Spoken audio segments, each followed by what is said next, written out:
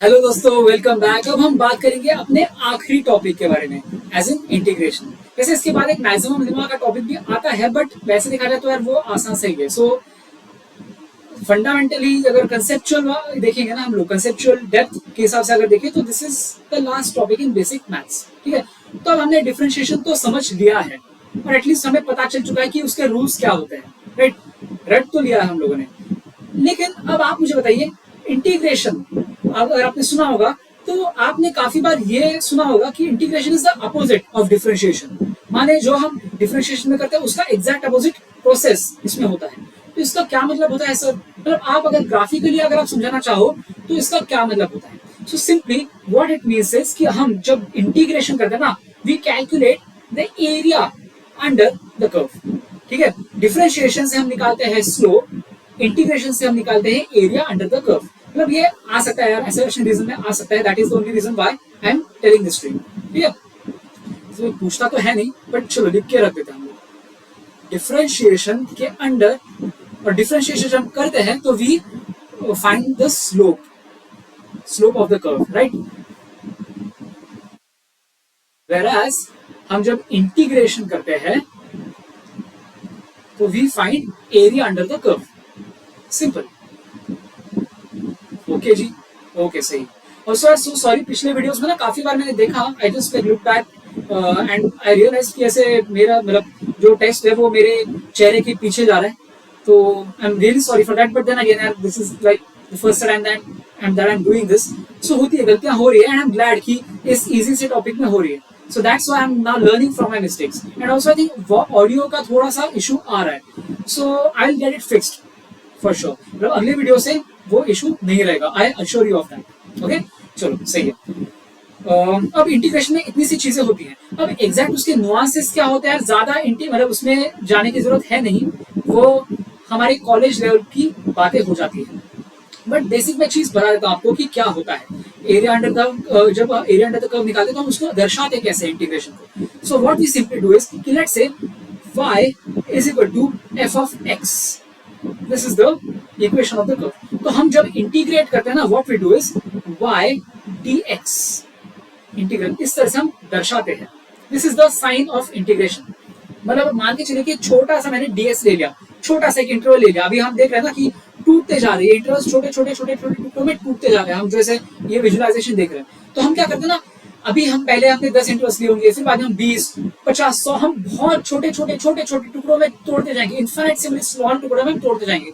जब एकदम limiting case जब आता है, जब वो इंटरवल जो है वो बहुत ही छोटा है, ऑलमोस्ट इक्वल टू जीरो, मतलब उसका जो साइज है ना ऑलमोस्ट टेंडिंग टू जीरो, तब इंटीग्रेशन के डोमेन में हम चले जा रहे हैं, इंटीग्रेशन के रेलम में हम जा रहे हैं। ऐसा ऐसे समझ लीजिए अभी के लिए। ठीक है, it's like mathematical tool rather than the real world thing. ठीक है, चलो सही बात है। मतलब ऐसा नहीं कह रहा हूं कि रियल वर्ल्ड एप्लीकेशन नहीं है इसके, ऑब्वियसली रियल वर्ल्ड एप्लीकेशंस है इसके, but what I am saying is infinite simply small elements में तोड़ना हमारे लिए प्रैक्टिकली पॉसिबल नहीं है, बिकॉज हम कितना भी तोड़ेंगे उससे ज्यादा छोटा तोड़ना हमारे लिए पॉसिबल होगा, हमेशा होगा। बट मैथमेटिकल दुनिया में हम विजुअलाइज ऐसे कर सकते हैं, एंड हम करेंगे। नहीं समझ आया, कोई दिक्कत नहीं। अभी के लिए बस आप फॉर्मूले याद रख लो, आपकी नैया पार हो जाएगी। जहां जहां इंटीग्रेशन का फंडा समझने की जरूरत पड़ेगी, वहां वहां मैं आपको बताता चलता रहूंगा। ओके, चलो सही बात है। रूल्स ऑफ इंटीग्रेशन समझ लेते हैं। अब आपको याद होगा मैंने जब डिफरेंशिएशन की बात करी थी, x to the power n का जब डिफरेंशिएशन कर रहा था, मैं क्या कहता था, n times x raise to n minus 1। ठीक है, अब मैंने क्या कहा है कि इंटीग्रेशन उल्टा होता है। सो n मतलब पावर जो है n से n माइनस 1 हो रही थी डिफरेंशिएशन में, यहां से n से n प्लस 1 बढ़ रही है। समझ रही है, समझ रहे हो? एक से पावर बढ़ चुकी है, लेकिन उसी की वजह से अब पहले हम n से मल्टीप्लाई करते थे, अब यहाँ पे n प्लस 1 से डिवाइड करेंगे। ठीक है, रूल है, याद रख लीजिए इस तरह से। ठीक है, एंड गोज विदाउट सेइंग कि यहाँ पे n has to be not equal to 1, has to be something that is not equal to minus 1, as in n की वैल्यू माइनस 1 नहीं हो सकती। कैसे हो सकती है बताइए? अगर माइनस 1 डाल देंगे तो it will not be defined ना यार, गेटिंग द पॉइंट? तो वो फंडा है। ऑलराइट, अगर माइनस 1 होता ही है तो हम क्या फॉर्मूला लगाते हैं वो भी बाद में हम देख लेंगे। ठीक है, अभी के लिए उसकी टेंशन मत लीजिए अभी। ऑलराइट, अब अगर मान के चलिए कि अगर कोई कांस्टेंट होगा, अगर उसका इंटीग्रेशन करना है तो सिंपली इंटीग्रल a dx हो जाता है ax प्लस c। ठीक है, and also remember this things कि यहाँ पे ना हम हमेशा प्लस सी लगाते रहते हैं, वो आपको समझ आ जाएगा। फिर चलो अभी बता देता हूँ आपको। ठीक है, आप ऐसे देखिए कि इंटीग्रेशन इज उल्टा ऑफ डिफरेंशिएशन। इसका मतलब है कि अगर मैं आरएचएस में जो भी टर्म्स है उसको डिफरेंशिएट करूंगा तो एलएचएस वाला टर्म आ जाना चाहिए। X raise to N plus one upon N plus one को डिफरेंशिएट करूंगा, N plus one times of x raise to N upon N plus one हो जाएगा, तो एक्स रेस टू एन आ जाएगा, राइट। लेकिन अगर मान के चलिए ये जो चीज है इसके एडिशन में plus two plus four plus five plus जो भी कोई कांस्टेंट होगा, तो वी कैन नेवर एसर्टन कि वो कांस्टेंट की वैल्यू क्या है। That is why as a thing of convenience we just add up, मतलब हम बोल देते हैं कोई सी हो सकता है, यू नो, एंड हो भी सकता है ऑब्वियसली। अगर मान के चले कि x raise to N dx का इंटीग्रेशन हम करेंगे तो रियल वर्ल्ड में अगर ऐसे पॉसिबिलिटी है, डिपेंडिंग ऑन आवर लिमिट्स, सी की वैल्यू कुछ भी हो सकती है, सी की वैल्यू कुछ भी हो सकती है। बट अभी we are doing indefinite integration, तो उस वजह से हम सी के वैल्यू को लेके इतना बॉदर नहीं करेंगे, अभी के लिए प्लस सी लिख के आगे बढ़ लेंगे। ठीक है, समझ आया? आया नहीं आया कोई टेंशन नहीं है, बस रूल्स अभी रट्टा मार लो। ओके, अगेन जैसे मैंने बताया था डिफरेंशिएशन में f प्लस g के फॉर्म में अगर होगा, उसको डिफरेंशिएट करना होगा, तो हम f को अलग से डिफरेंशिएट करेंगे, g को अलग से डिफरेंशिएट करेंगे और उनको ऐड कर देंगे। सिमिलरली इंटीग्रेशन में भी वही फंडा होगा जी। ओके, अब यहाँ पे अगर मान के चले कि integral small f of x dx हो जाता है capital F of x plus c, then integral f of small f of a x plus b का dx इंटीग्रल हो जाता है 1 by a times of capital F of ax plus b plus c। ये जो है ना, मैं इसको एक तरह से रिवर्स चेन रूल ही कहूंगा। अब ऐसे रिवर्स चेन रूल क्यों कह रहे हो सर आप? ऐसे कर लीजिए, ठीक है।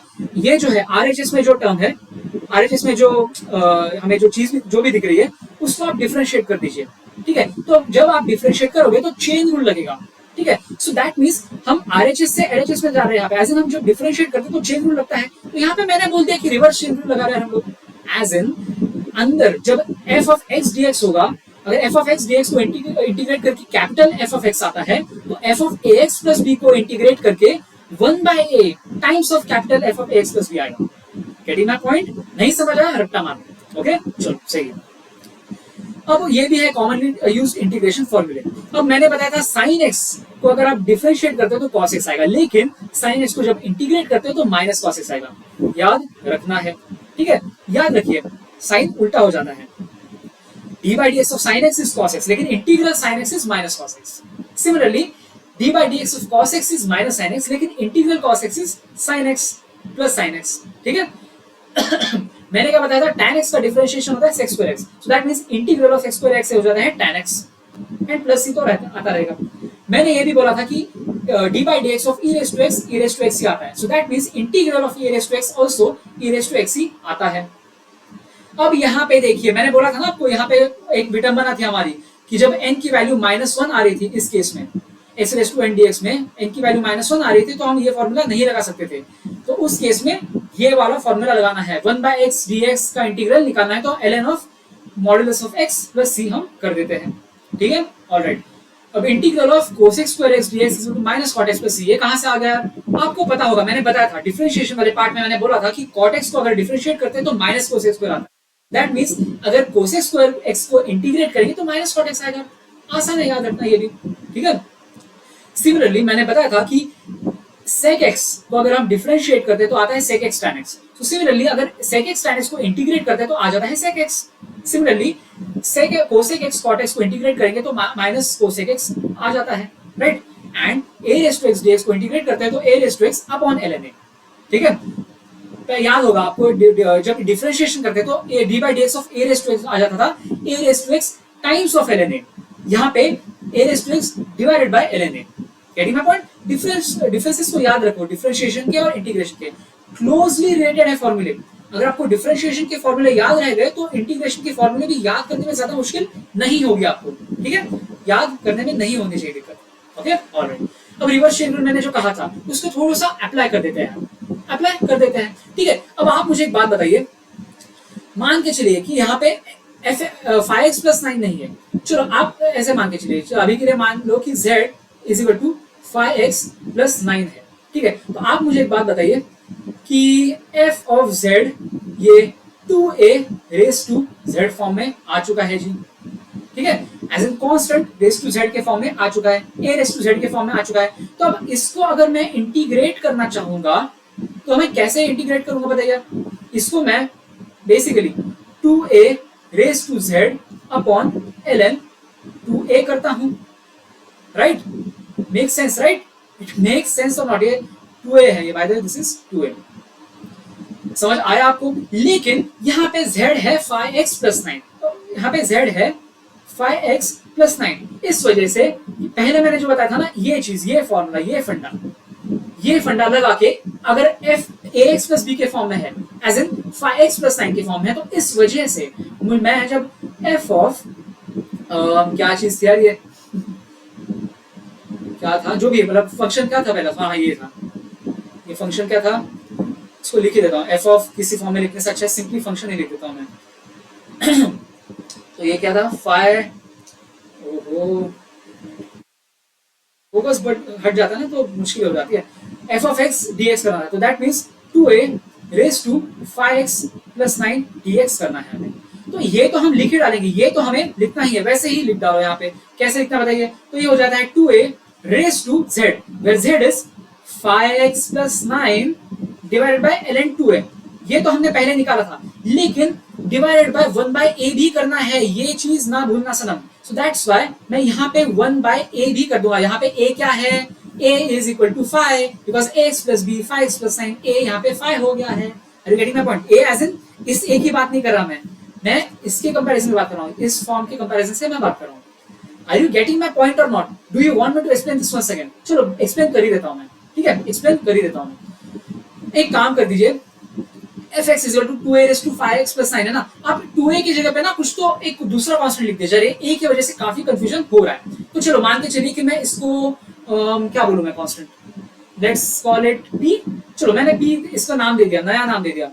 इस कांस्टेंट को मैं क्या नाम दूं? मैंने इसको p नाम दे दिया है, ठीक है। तो हर इसके अंदर मैंने p के फॉर्म में दर्शा दिया है, तो 2a की जगह पे p लिखते जाओ यार, हर जगह पे 2a की जगह पे p लिखते जाओ।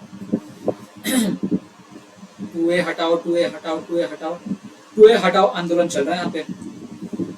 p p p p, समझ आ गई बात? All right, perfect. अब p से हमें कोई लेना देना ही नहीं है, अभी p से कोई लेना देना ही नहीं है। अब आप देखिए यहाँ पे z को मैंने 5 प्लस 9 के फॉर्म में लिखा है।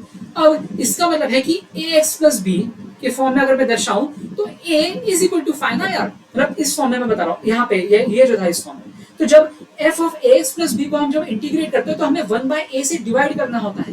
दैट इज वाई यहाँ पे 5 प्लस 9 की फॉर्म में, इस वजह से ये 1 बाय 5 से हम डिवाइड कर रहे हैं इसको।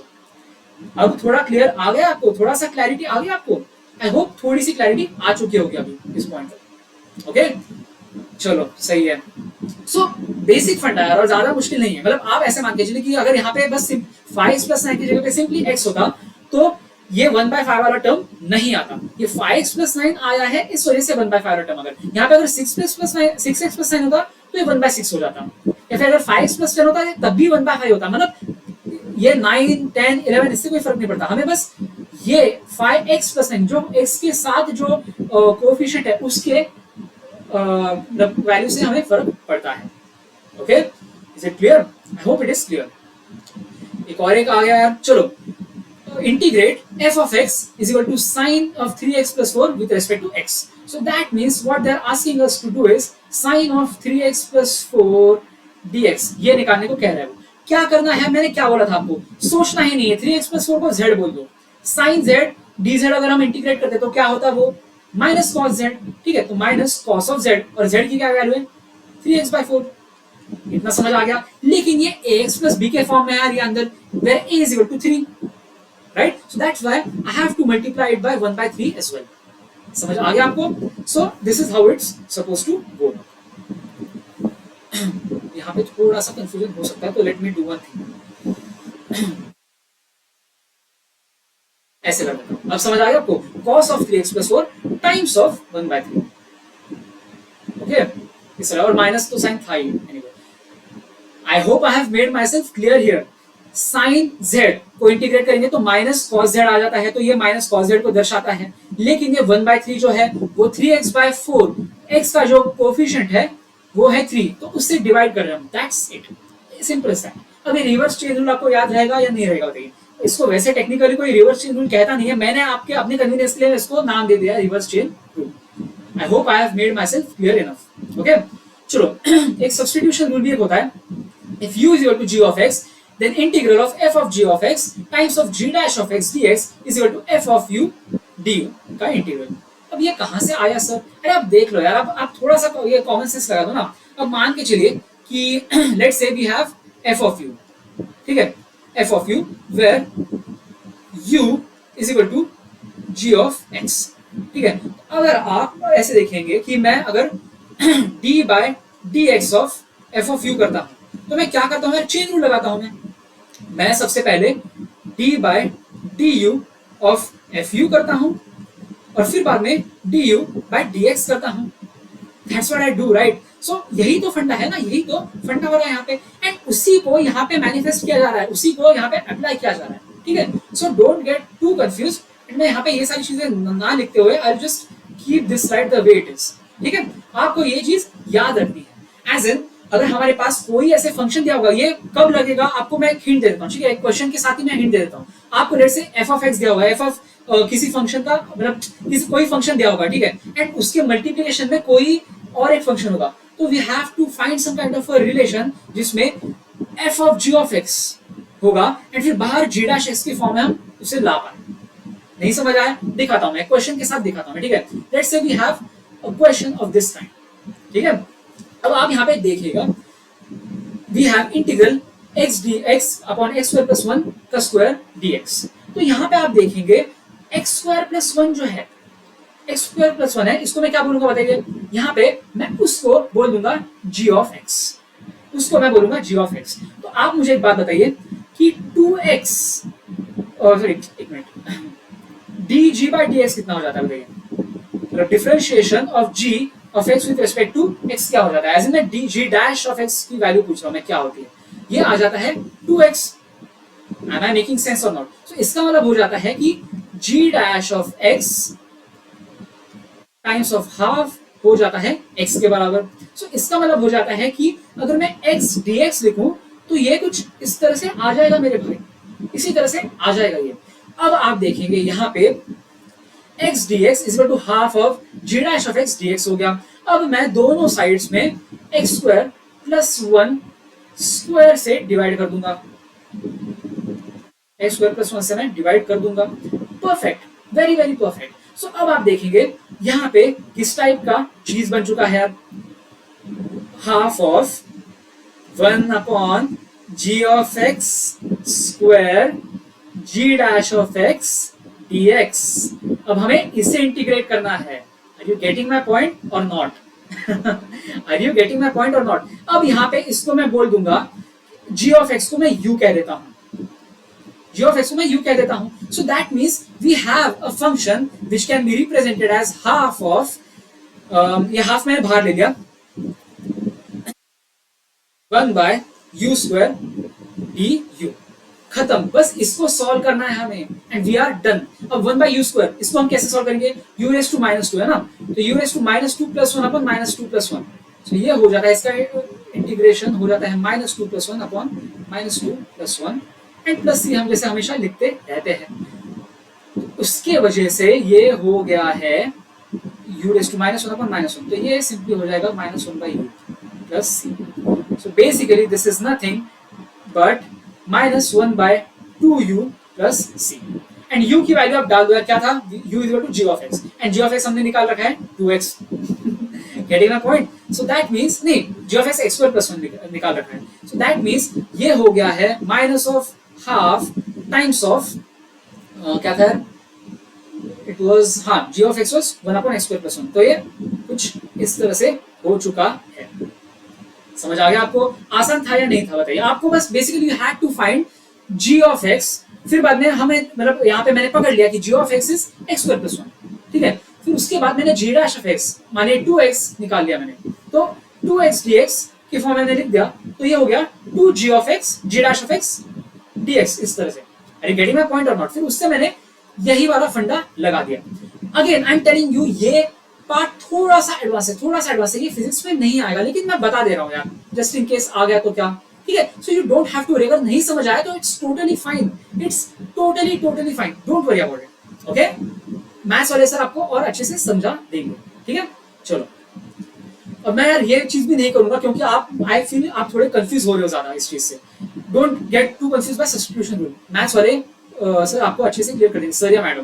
ओके चलो, अब एक डेफिनेट इंटीग्रेशन वाला सम एक क्वेश्चन हम देख लेते हैं। डेफिनेट इंटीग्रेशन में कुछ नहीं होता है ज्यादा मुश्किल, मैं आपको क्वेश्चन के साथ ही बता देता हूँ, अलग से थ्योरी बताने से अच्छा क्वेश्चन के साथ ही बता देता हूँ। अभी आप एक काम कीजिए, इस चीज को ना छुपा दीजिए, यहाँ पे लिमिट्स आपने जो है ना ये इंटीग्रल साइन, उसके ऊपर आर लिखा है, उसके नीचे इन्फिनिटी लिखा है, इसको ध्यान ही मत दीजिए। आप सिंपली इसको आप हमेशा जैसे इंटीग्रेट करते आ रहे हो वैसे ही इंटीग्रेट कर दीजिए यार, ठीक है।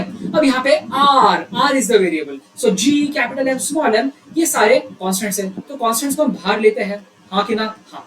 तो अब इसको आप इंटीग्रेट कर दो 1/r² dr के फॉर्म में। अब आपको मैंने बताया था कि ये इसका इंटीग्रल क्या आता है, r⁻² dr का इंटीग्रल क्या आता है, r⁻1/-1, तो ये सिंपली -1/r आ जाता है। यहाँ तक इनडेफिनेट इंटीग्रेशन हो जाता है। अब डेफिनेट इंटीग्रेशन में और कुछ नहीं भाई, आप क्या करोगे ना, ये जो लिमिट्स लगा के थे ना इन्फिनिटी r, तो ये आप ऐसे लिख दोगे, ठीक है, r ranging from infinity to r, नीचे वाले का नाम पहले लेंगे, ऊपर वाले का नाम बाद में लेंगे, ठीक है।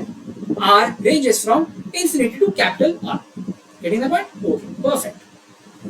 So, इसका मतलब है कि हम बस वैल्यूज अब डालना है। अब मैं बताता हूँ वो भी हमें वैल्यूज कैसे डालनी है, वो भी मैं बता देता हूँ। माइनस साइन बाहर ले लो। अब पहले तो ऊपर वाले की साइन डालनी है 1/r, ठीक है, फिर बाद में नीचे वाले की साइन डालनी है -1/∞, ठीक है। एंड प्लीज रिमेंबर कि मैंने माइनस साइन बाहर निकाल दिया तो ये इस तरह से सॉल्व हो चुका है, राइट। अब इन्फिनिटी इज इन्फिनिटी बहुत ज्यादा बड़ा है, तो 1/∞ टेंड्स टू 0, ठीक है। अगर इन्फिनिटी इतना बड़ा है तो 1/∞ तो बहुत ही छोटा होगा, तुच्छ होगा ये, तो ये हो गया 0। सो उस वजह से हमारा आंसर जो है ये सिंपली हो जाता है -g capital M small m bye. Are you getting my point or not? आपने इनडेफिनेट इंटीग्रेशन जैसे हम अभी तक करते आ रहे थे इंटीग्रेशन वैसे करना है। उसके बाद ये जो लिमिट्स है ना, आप देख पा रहे हो ये r इन्फिनिटी जो लगाया रखा है ना इंटीग्रल साइन के ऊपर नीचे, तो वो हमने यहाँ पे लगा देने हैं। उसके बाद आपको यही वैल्यूज इस तरह से डाल देने हैं। पहले r की जगह मतलब ये जो है r इसमें डाल दो, फिर इन्फिनिटी जो है वो इसमें डाल दो, और ये इस तरह से हमें लिख देना है और सॉल्व करना है, खत्म बात। Are you getting my point or not? Okay? चलो सही है। ये भी एक चीज करनी है या नहीं करनी है, वैसे देखा जाए तो। और again this is not a question of physics पर से but more of mathematics, but कोई बात नहीं, ये आता रहेगा, इसमें एक बार करा ही देता हूँ ये चीज, ठीक है। अब integral of cos square theta d theta, अब हमारे पास डायरेक्ट कोई टूल तो है नहीं यार कि इसका मतलब इसको हम कैसे सॉल्व करते हैं, बट cos स्क्वायर थीटा जो है ना उसको सॉल्व करने का एक फॉर्मूला है, मतलब उसको मतलब स्क्वायर के फॉर्म में ना दर्शाने का एक फॉर्मूला है। जैसे हम cos स्क्वायर थीटा को 1 + cos ऑफ 2 थीटा बाय 2 इस फॉर्म में लिख सकते हैं। तो वो कैसे आता है, डेरिवेशन क्यों आता है, उसके अंदर जाने की हमें जरूरत नहीं है। वैसे बाय द वे मैंने कराया भी था वैसे ट्रिग्नोमेट्रिक फॉर्मूले जब मैंने बताए थे, cos 2 theta = 2 cos square theta minus 1 मैंने बताया था, राइट। तो यहीं से आया है ये, ओके ऑलराइट। तो cos स्क्वायर थीटा की वैल्यू यार ये डाल दो आप, ठीक है, 0 से पाई 1 + cos of 2 theta by 2 d theta. अब इसको इंटीग्रेट करना है, ठीक है। अब आप देखेंगे यहाँ पे कि cos मतलब ये आप इसको तोड़ सकते हो, एज इन 0 से पाई हाफ d थीटा ऐसे कर दो, प्लस 0 से पाई cos of 2 theta by 2 d theta ऐसे कर दो। Make sense, right. फिर इसके बाद अब देखो यहाँ पे कांस्टेंट है, हाफ इज अ कांस्टेंट, तो d थीटा का इंटीग्रल फ्रॉम 0 से पाई, तो ये हो जाएगा सिंपली यार π/2 यार, मतलब दिखा देता हूँ, चलो दिखाई देता हूँ, आप नए हो ना तो कोई बात नहीं, दिखा देता हूँ आपको। ये इस तरह से हो जाएगा, हाफ बाहर आ गया, तो d थीटा का इंटीग्रल हो जाएगा theta which values from 0 to pi, okay. Plus अब cos 2 थीटा है और 1/2 of integral cos 2 theta d theta इस तरह से है। तो अब इसमें आप बताइए कैसे लगेगा, मैंने बताया था रिवर्स चेन रूल, तो इसको आप सॉल्व पहले इस वाले टर्म को सॉल्व कर लेते हो, तो ये हो जाएगा सिंपली π/2। तो हमारा हाफ क्वेश्चन तो सॉल्व हो चुका है। अब ये हाफ जो है इसको अंडरस्टैंड करते हैं हम लोग, ठीक है। मैंने क्या बताया था, इंटीग्रल cos थीटा हो जाता है sin थीटा, तो इंटीग्रल cos 2 थीटा हो जाएगा half of sin theta, yes. So that means ये हाफ तो हो जाएगा times of half times of sin of 2 theta, and limits लगा दो 0 से लेके पाई, ओके। अब आपको समझना यहाँ पे, आई थिंक आपको वैल्यूज पता नहीं होंगी कि जब हम थीटा जैसे साइन ऑफ पाई जब हम बात करते हैं, साइन ऑफ 2 पाई जब हम बात करते हैं, साइन ऑफ 0 बात करते हैं, तो वो 0 होता है। सो एनीवे आपको पता नहीं होगा, ये एज्यूम करता हूं, बट उस वजह से, बट आप अभी याद रख लीजिए इसको, ठीक है, कि यहाँ पे अगर आप पाई डाल देते हो तो यहाँ पे साइन 2 पाई माइनस साइन 0 आ जाता है। Sign 2 pi is also 0, sign 0 is also 0। So basically ये जो है ना, ये वाला टर्म पूरा ही 0 हो चुका है मेरे भाई, ये पूरा ही 0 हो चुका है। सो effectively we are left with nothing but pi by 2। Okay, समझ आ गई बात? आसान है, not that big of a deal. ठीक है, चलिए थोड़ा सा आई थोड़ा सा फास्ट हो गया, बट देन अगेन मैंने बताया था कि integration is not my domain, वो आपको फिजिक्स के अपने मैथ्स के टीचर से सीखना है। So don't expect these things from me as of now. Okay, चलिए यार, सही है। अब मैक्सिमम मिनिमा के फंडे को समझ लेते हैं हम लोग। तो अब क्या होता है ना, लेट्स से हमारे पास एफ ऑफ एक्स होगा कुछ इस तरह से, ग्राफ इसका, ठीक है, होता है ना, जैसे काफी ग्राफ देखे होंगे आपने, काफी सारे ऐसे ग्राफ्स देखे होंगे। तो ना जब हम डिफरेंशिएट करते हैं, तो हम क्या कर रहे होते हैं भाई, हम लोग स्लोप निकाल रहे होते हैं, राइट। एंड मैंने आपको बताया था स्लोप क्या दर्शाता है, कि ग्राफ कितना चढ़ रहा है, राइट। इसका मतलब है कि एफ डैश एक्स दर्शाता है स्लोप को, राइट, एंड इसको हम एम से दर्शाते हैं, ठीक है। एम अगर पॉजिटिव होगा इसका क्या मतलब है कि इंक्रीजिंग वैल्यू, एंड सिमिलरली अगर एम नेगेटिव होगा तो क्या हो जाएगा, इट इज डिक्रीजिंग, राइट। तो आप मुझे एक बात बताइए, अगर एम 0 हो गया तो क्या हो जाएगा, वो इंक्रीज भी नहीं कर रहा, वो डिक्रीज भी नहीं कर रहा। इंक्रीज का क्या मतलब है, चढ़ान, डिक्रीज का क्या मतलब है, ढलान। और अगर m 0 हो गया तो चढ़ भी नहीं रहा, ढल भी नहीं रहा। इसका मतलब है कि m = 0 का मतलब है कि जो मतलब पीक्स होते हैं, ऐसे पीक्स या फिर वैलीज, ठीक है, आइदर पीक्स और वैलीज, क्योंकि यहाँ पे जो स्लोप है वो 0 आ जाता है। दैट मीन्स इसको हम बोलेंगे पीक्स और वैलीज, या फिर पीक्स को हम कहेंगे मैक्सिमा, वैल्यूज को हम कहेंगे मिनिमा। समझ आ गया? सो इसका मतलब है कि आपको अगर मैक्सिमा निकालना है, एज इन जहां पे कोई पीक आता है वो अगर निकालना है, तो आप सिंपली m = 0 कर दोगे। सिमिलरली अगर आपको मिनिमा निकालना है तब भी आप m = 0 कर दोगे। ये काफी इंपॉर्टेंट टूल होता है यार, क्योंकि काफी बार ऐसे क्वेश्चंस आते हैं, बोल दीजिए भाई कि ऐसे कौन सी वैल्यू ऑफ x है जिसके लिए फोकल लेंथ सबसे मैक्सिमम होगा, तो आपको सिंपली डिफरेंशिएशन लगाना है, ज्यादा नहीं सोचना है, बहुत ऐसे इटरेशंस नहीं करने के, भाई मैं एक बार ये वैल्यू डाल के देखता हूं, वो वैल्यू डाल के देखता हूं, नहीं, ऐसे नहीं करना। आप डायरेक्ट डिफरेंशिएट कर दोगे एंड फिर बाद में वो डिफरेंशिएशन है उसमें उसकी वैल्यू 0 के बराबर कर दोगे and you will get the exact value at which you will have a peak or a value, that is a maxima or a minima. ठीक है, समझ आ गई ये बात? मैक्सिमा मिनिमा निकालना है तो m = 0 कर डालो, दैट इज f' को 0 कर डालो। f' = 0 करने से आ जाता है हमारे पास मैक्सिमा एंड मिनिमा। ठीक है, अब आप बोलोगे सर हमें तो मैक्सिमा एंड मिनिमा दोनों के लिए m = 0 आ रहा है, लेकिन कोई पॉइंट मैक्सिमा ही है या मिनिमा ही है, हम ये कैसे निकालेंगे?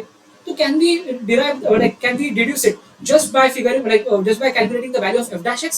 No, उसके बाद हमें f'(x) करना पड़ेगा, as in f'(x) को फिर से डिफरेंशिएट करना पड़ेगा। ठीक है, d/dx of f'(x), ठीक है, फिर से एक बार डिफरेंशिएट करना पड़ेगा, जिसको हम कहते हैं f'(x). ओके, अब इसमें f'(x) जो है वो अगर पॉजिटिव आता है तब ये हो गया मिनिमा।